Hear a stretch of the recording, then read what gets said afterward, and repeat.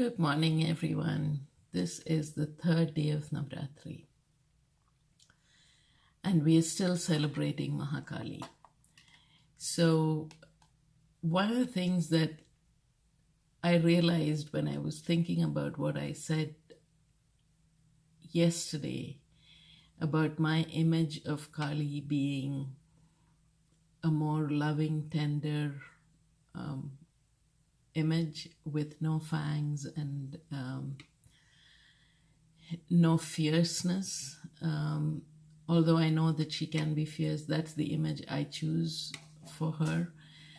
One of the things that came up today as I was thinking about what I was going to talk to you about is that there is a subtle way in which I'm rejecting the fierce Kali as well, right? It's really interesting to see how you do the things that you point fingers about others doing as. So that was not a very well constructed sentence, but you get what I'm saying. It's easy for me to say that other people use the fierce image of Kali and use it to subjugate women in a certain sense. But then if I myself am choosing not to hold the Kali who has a fierce countenance as my image of Kali, then there is a way in which I'm saying that Kali is not valid, right? And that's important today because today's message is, where is the Kali in you, and are you accepting her? Because ultimately all of these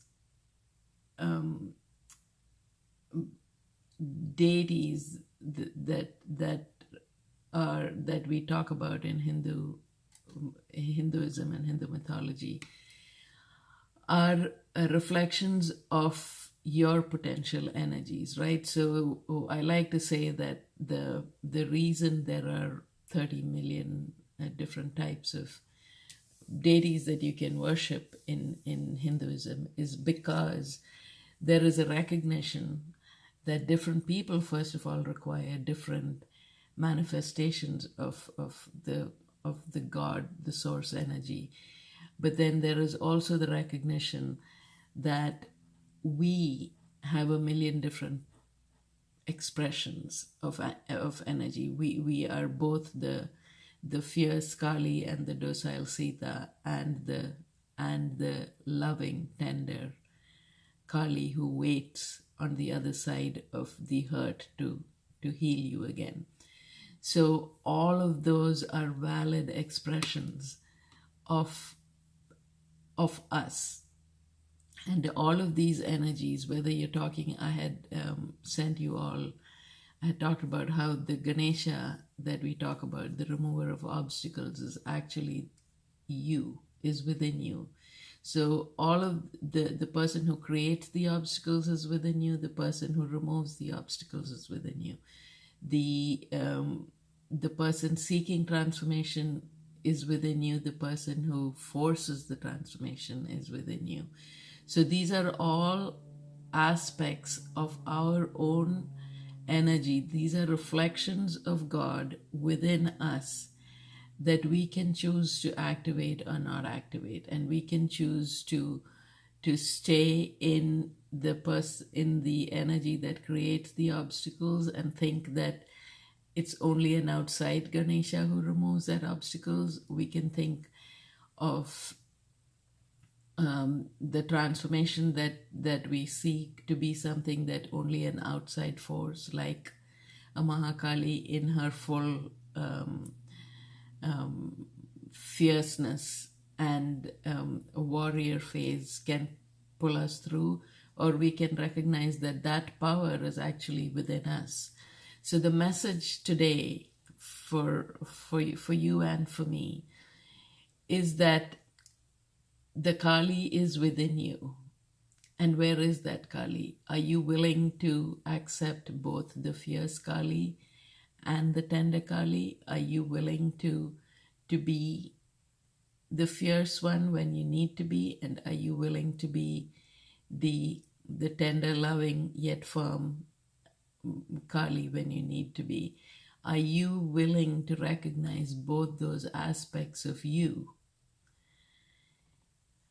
and welcome them both into your heart?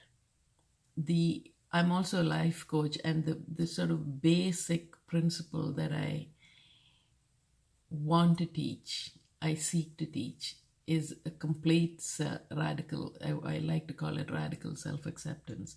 And that radical self-acceptance requires you to accept both the fanged, the fierce looking, the angry, demonic energy of Kali within you, as well as the tender, loving, beautiful, peaceful, trusting Kali within you. And so today, before I end, since this is the last day that we celebrate Kali in this form as the major goddess that we're celebrating for these first 3 days, I want to leave you with a mantra that I use every morning to invoke her spirit in me.